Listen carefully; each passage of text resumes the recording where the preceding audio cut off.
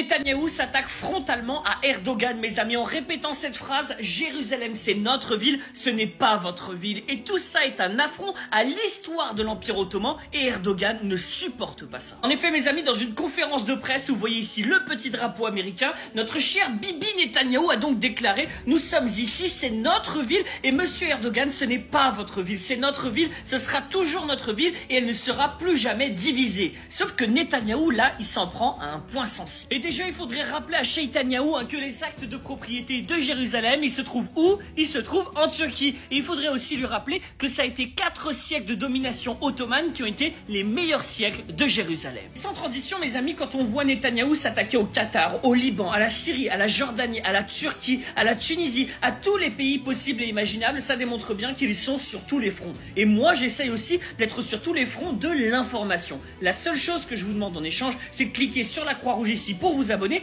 de partager en cliquant sur la flèche, également de me laisser un petit commentaire. Et regardez bien parce qu'on va lui donner une masterclass à Netanyahou. Et quand Netanyahou fait ça, il sait exactement ce qu'il fait. Il s'attaque à la figure de Soliman le Magnifique. Pourquoi? Parce que Jérusalem est devenue ottomane quelques années avant l'arrivée au pouvoir de Soliman en 1517, mes amis. Et ça a permis d'avoir 4 siècles d'or pour Jérusalem. Et d'ailleurs, une grande protection pour les Juifs. Parce que quand mon pays, l'Espagne, a expulsé les Juifs en 1492, les rois catholiques, où est-ce qu'ils sont partis ces Juifs? C'est pas moi qui le dis, c'est le CRIF. Ils sont partis à Izmir, ils sont partis à Istanbul, ils sont partis à Beyrouth, ils sont partis à Jérusalem. Pourquoi? Parce que c'était sous domination ottomane. Et ça permettait aux Juifs de vivre leur religion tranquillement. Netanyahou, c'est un cancer en termes de relations internationales, mais c'est aussi un cancer en termes d'histoire. Ne vous faites pas manipuler, partagez la vidéo.